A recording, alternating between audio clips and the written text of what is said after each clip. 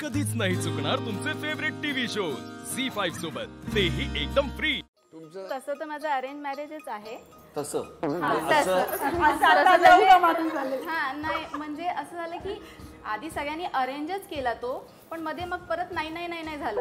कोणाची दाढ दुखायला लागली, थोडे छोटे मोठे क्लॅशेस मध्ये नाही झालं. मग तोपर्यंत आम्ही एवढं बोलायचं एकमेकांशी की आम्ही ठरवलं की नाही करायचं तर एकमेकांशीच करायचं. मग तो आम्ही लव्ह मॅरेज अरेंज मध्ये मग कन्वर्ट केला. म्हणजे अरेंज लव्ह अरेंज तीन टप्पे झाले. म्हणजे रूट कॅनलच आहे. तर इनफॅक्ट एवढे छोटे मोठे क्लॅशेस व्हायचे की आमच्या लग्नात पण साधा हारवरून पण किस्सा झाला होता की आमच्याकडून पण गळ्यात घालायचा हार आला होता आणि त्यांच्याकडून पण गळ्यात घालायचा. आणि तुम्ही कोणीच हार मानली नाही, दोन्ही घातले. ऍक्च्युली दोन्ही घातले, पण असं पण मध्ये एक सीन झाला की मी आमच्याकडचा हार जेव्हा घातला तो काढून, मग तिथे जरा रुसवाखुबी झाली. मग परत तो हार काढायला मग एका पॉईंटला झालं की आम्हीच उतरतो, फक्त हारच ठेवा स्टेजवरती. तर छोटे मोठे फार अरेंज मॅरेजमध्ये खूप छोटे मोठे रुसवे फुगवे असतात. म्हणजे कपड्यांवरून, आहेर देण्या घेण्यावरून प्लस सगळंच. हो काय? हा, आणि ह्या सगळ्यात हो, ह्या सगळ्यात पिसतात म्हणजे नवरा बायकोच.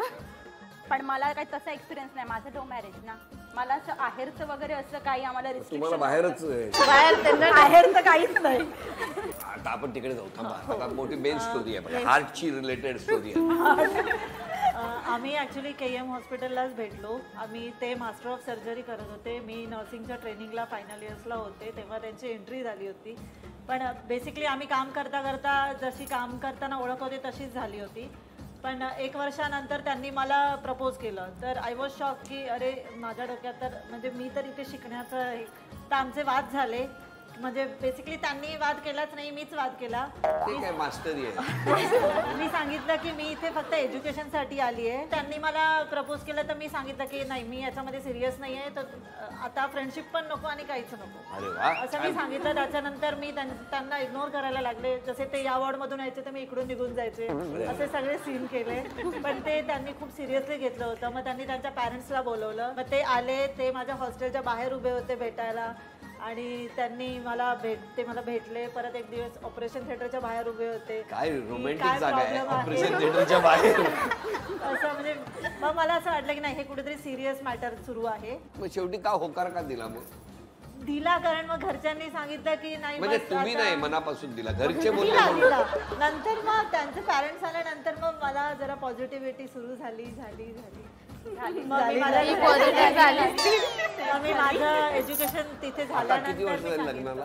आता 17 वर्ष झाली. आता कसं वाटतंय? मस्त. तेव्हा तो जो घेतला निर्णय तो योग्य होता? बेस्ट. म्हणजे मी ऍक्च्युली तेव्हा रिफ्यूज करत होते, पण मग घरच्यांनी, माझे वडील आले, माझ्या वडिलांनी त्यांना भेटले. मग ते भेटले, मग त्यांनी पण सांगितलं नाही, मुलगा चांगला आहे, शेवटपर्यंत तुला साथ देणार आणि तू बडबड करणार, तू ऐकणार, हे पण मला माहिती आहे. तसंच आहे ना? मग तसंच आहे, एकदम छान. Good boy. Zee5 app download करा आणि पहा सर्व एपिसोड्स एकदम फ्री.